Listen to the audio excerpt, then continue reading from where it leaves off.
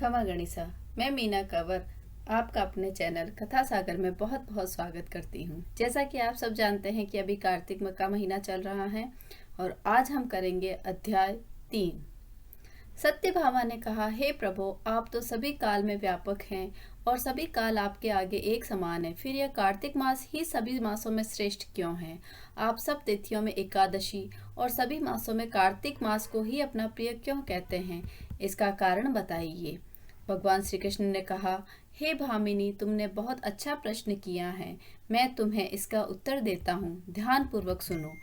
इसी प्रकार एक बार महाराज बेन के पुत्र राजा पृथु ने प्रश्न के उत्तर में देवर्षि नारद से प्रश्न किया था और जिसका उत्तर देते हुए नारद जी ने उसे कार्तिक मास की महिमा बताते हुए कहा कि हे राजन, एक समय शंख नाम का एक राक्षस बहुत बलवान तथा अत्याचारी हो गया था।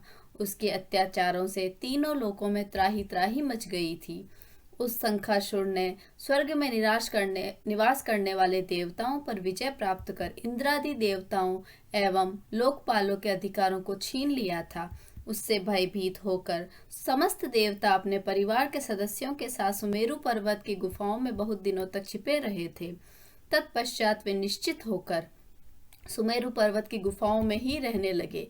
उधर जब शंखासुर को इस बात का पता चला कि देवता आनंद पूर्वक सुमेरु पर्वत की गुफाओं में निवास कर रहे हैं, तो उसने सोचा कि ऐसी कोई दिव्य शक्ति अवश्य है जिसके प्रभाव से अधिकारहीन यह देवता अभी भी बलवान है। सोचते सोचते वह इस निर्णय पर पहुंचा कि वेद मंत्रों के बल के कारण ही देवता बलवान हो रहे हैं। यदि इनसे वेद छीन लिए जाएं तो वे बलहीन हो जाएंगे। ऐसा विचार कर शंखासुर ब्रह्मा जी के सत्यलोक से शीघ्र ही वेदों को हर लाया। उसके द्वारा ले जाए हुए भय से उसके चंगुल से निकल के भागे और जल में समा गए।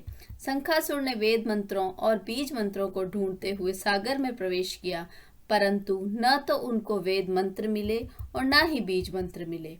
जब शंखासुर सागर से निराश होकर वापस लौटा तो उस समय ब्रह्मा जी पूजा की सामग्री लेकर सभी देवताओं के साथ भगवान विष्णु की शरण में पहुंचे और भगवान को गहरी निद्रा से जगाने के लिए गाने बजाने लगे और धूप गंध आदि से बारंबार उनका पूजन करने लगे। धूप दीप नैवेद्य आदि अर्पित किए जाने पर भगवान की निद्रा टूटी और वह देवताओं सहित ब्रह्मा जी को अपना पूजन करते हुए देखकर बहुत प्रसन्न हुए तथा कहने लगे, मैं आप लोगों के इस कीर्तन एवं मंगलाचरण से बहुत प्रसन्न हूँ।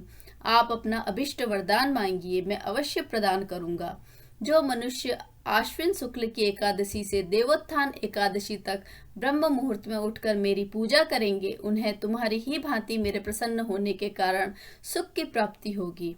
आप लोग जो पाद्य अर्घ्य आचमन और जल आदि सामग्री मेरे लिए लाए हैं, वे अनंत गुणों वाली होकर आपका कल्याण करेगी।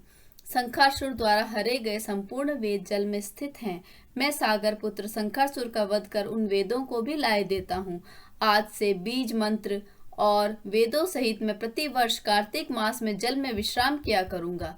अब मैं मत्स्य का रूप धारण करके जल में जाता हूँ। तुम सब देवता भी मुनीश्वरों सहित मेरे जल में जाओ। इस कार्तिक मास में जो श्रेष्ठ मनुष्य प्रातः काल स्नान करते हैं, वे सब यज्ञ के अव्रत स्नान द्वारा भली भांति नहा लेते हैं। हे देवेंद्र, कार्तिक मास में व्रत करने वालों को सब प्रकार से धन पुत्र पुत्री आदि देते रहना और उनकी सभी आपत्तियों से रक्षा करना। हे धनपति कुबेर, मेरी आज्ञा के अनुसार तुम उनके धन धान्य की वृद्धि करना, क्योंकि इस प्रकार का आचरण करने वाला मनुष्य मेरा रूप धारण करके जीवन से मुक्त हो जाता है। जो मनुष्य जन्म से लेकर मृत्यु पर्यंत विधि पूर्वक इस उत्तम व्रत को करता है, वह आप लोगों का भी पूजनीय है।